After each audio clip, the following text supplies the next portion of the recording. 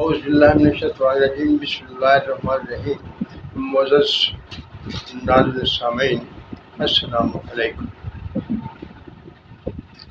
جیسا کہ آپ جانتے ہیں آج کا دور سوشل میڈیا کا دور ہے اور آپ پر کوئی پابندی نہیں ہے، آپ جو جی چاہتا ہے وہ کہیں، وہ صحیح ہو غلط ہو کوئی مطلب نہیں، بس آپ کو کہنا چاہیے۔ اور آپ دیکھتے ہیں کہ سوشل میڈیا پر ایسی باتیں آتی ہیں کہ جنہیں دیکھ کر سن کر انسان شرمندہ ہو جاتا ہے کہ یہ کیسی باتیں ہیں، اور عقل ان کو تسلیم کرنے کو تیار نہیں ہوتی۔ انہی باتوں میں سے آج کل بہت شور اٹھ رہا ہے کہ قرآن کا مقام کیا ہے، قرآن کیا کہتا ہے، کیا قرآن خدا کا کلام ہے، اور قرآن کا مقصد کیا ہے، کیا قرآن کی کوئی فضیلت ہے، یہ اور اس سے ملتی جلتی اور بہت سی باتیں۔ میں نے جب ان کے بارے میں دیکھا پڑھا تو مجھے بہت افسوس ہوا۔ میں ہمیشہ سے ایک بات کہتا ہوں، آپ نے جو بھی بات کرنی ہے، جس معاملے میں بات کرنی ہے، پہلے اس چیز کا مقام طے کر لیں، وہ کیا چیز ہے، اس کا مقام کیا ہے، اس کا مقصد کیا ہے۔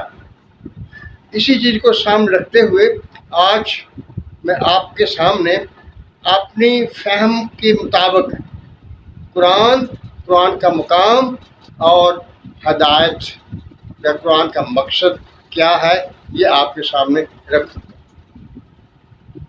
قرآن کلام اللہ ہے،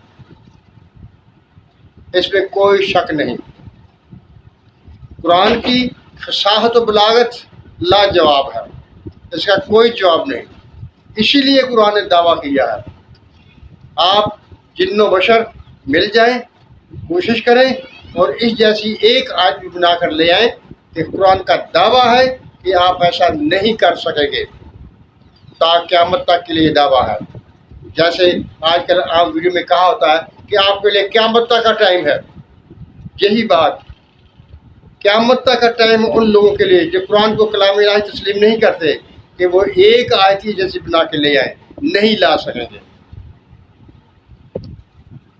اگر آپ نے قرآن پر بات کرنی ہے تو سب سے پہلے قرآن کے اس دعوے کے مطابق کوئی ایک آیت تو بنا کر لے آئے۔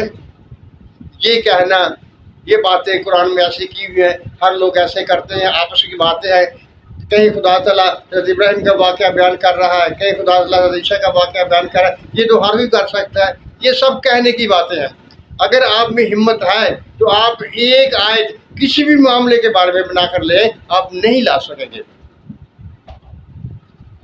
میں نے ایک شخص سے سنا، اس نے کہا کہ آپ بتائیے کہ قرآن کی وہ کون سی آیت ہے جو خدا تعالیٰ کے علاوہ کوئی نہیں کر سکتا۔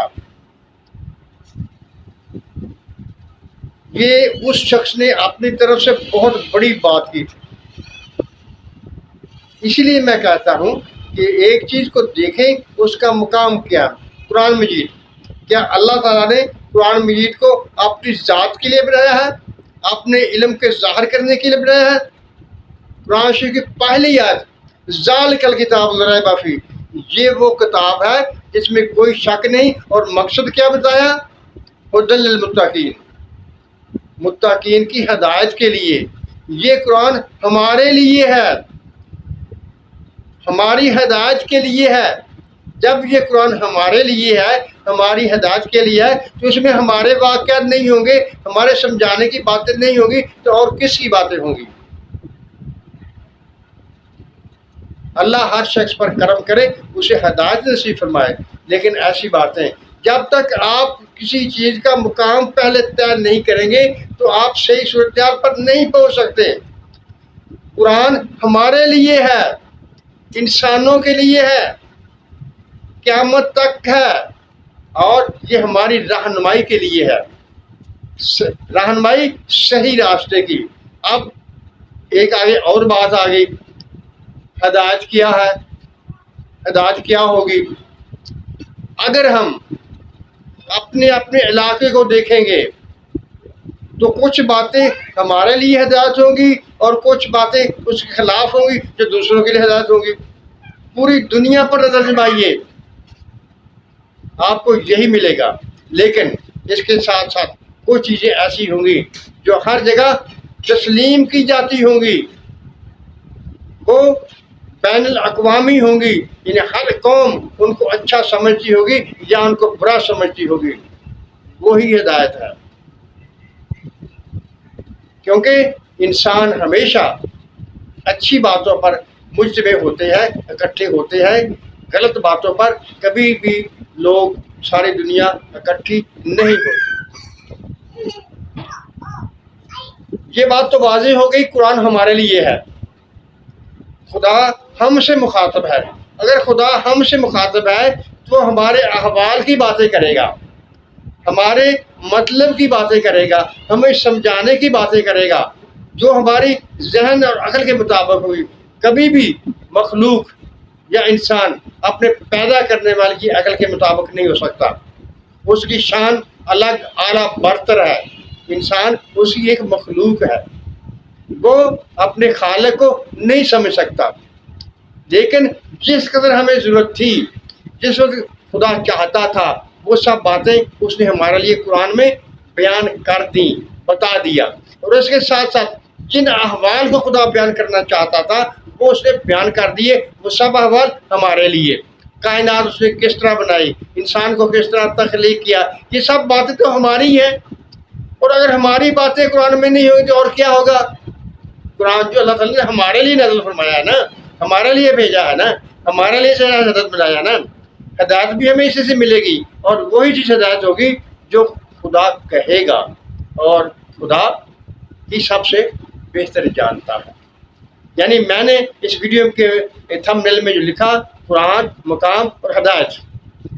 قرآن ہمارے لیے ہے، یہ قرآن کا مقام ہے. جب قرآن ہمارے لیے ہے، کلام اللہ ہے، اللہ ہم سے بات کر رہا ہے، تو وہ ہمارے ضرورت کی باتیں ہم سے بیان کرے گا، ہمارے ماحول کی باتیں ہم سے بیان کرے گا، ہماری ضرورت کی باتیں ہم سے بیان کرے گا. تو ہم یہ کہیں وہ کون سی بات ہے جو اللہ تعالیٰ نے اپنے لیے بیان کی یا کوئی اور نہیں کر سکتا؟ قرآن جب ہے ہی ہمارے لیے تو اس میں باتیں کیا ہوں گی؟ یہاں ایک بات اور یاد رکھنے کی ہے، قرآن کسی اور کتاب کا حصہ ہے، اس کا جز ہے، یہ کل نہیں ہے. اسے لوح محفوظ کہتے ہیں. لوح محفوظ میں اس کے علاوہ اور بہت کچھ ہے، لیکن قرآن کیونککہ ہماری رہنمائی کے لیے تھا تو یہ صرف اور صرف انسان سے متعلق ہے، اس کائنات سے متعلق ہے. جس قدر رب چاہتا ہے وہ اس نے اس میں بیان کیا ہے. قرآن کے دعوے ہیں، جن میں سے پہلا دعویٰ یہی ہے جو میں پہلے بیان کر چکا ہوں. اگر آپ میں ہمت ہے، جن و بشر سب مل جائیں، اور بھی جو شخص جو آپ کی امداد کو آ سکتا ہے آ جائے. اگر آپ کا کوئی گاڈ ہے اس کے علاوہ، اور آپ کا کوئی دیوتا ہے اس کے علاوہ، اسے بھی بلا لے، ایک آیت بنا کر لے آئیں. یہ نہیں، قرآن میں یہ نہیں کہا گیا کہ میں نے وہ بات کہہ دی ہے جو کوئی اور نہیں کر سکتا. یہ قرآن نے نہیں کہا. قرآن نے یہ کہا ہے اگر تم میں ہمت ہے تو آؤ، ایک آیت بنا کر لے آؤ، کوئی نہیں لا سکے گا. یہ قرآن کا دعویٰ ہے. اگر آپ قرآن پر بات کرنا چاہتے ہیں، اس کو انسانی تخلیق کہنا چاہتے ہیں، تو ایک آیت بنا کر لے آؤ جو کہا اس نے. دعویٰ ہے قرآن کا، تم قیامت تک نہیں کر سکو گے. ادھر اس کی باتیں کرنے کا کیا فائدہ ہے؟ معزز ناظرین سامعین، یہ دور بڑا پرآشوب دور ہے، اور اس دور پر ایمان پر ہر طرح سے حملے ہو رہے ہیں. اپنا ایمان بچانا بہت مشکل ہے. اس کا ایک ہی طریقہ ہے کہ آپ قرآن سے جڑیے. اگر آپ قرآن سے جڑیں گے تو اپنے ایمان کو بچا کر رکھیں گے، اور اس راہ ہدایت کو آپ کو مل سکے گا جو قرآن چاہتا ہے. ہدایت وہی ہے جسے خدا ہدایت کرتا ہے. اور ایک بات اور جو قرآن نے کہی ہے، کیا؟ فَأَلْهَمَهَا فُجُورَهَا وَتَقْوَاهَا، ہم نے ہر انسان کو اس کی اچھائی یا برائی سمجھا دی ہے۔ اس کا نتیجہ یہ ہے کہ بین الاقوامی طور پر کچھ چیزیں ایسی ہیں جن کو سب لوگ اچھا سمجھتے ہیں، وہی اچھائی ہے، وہی ہدایت ہے۔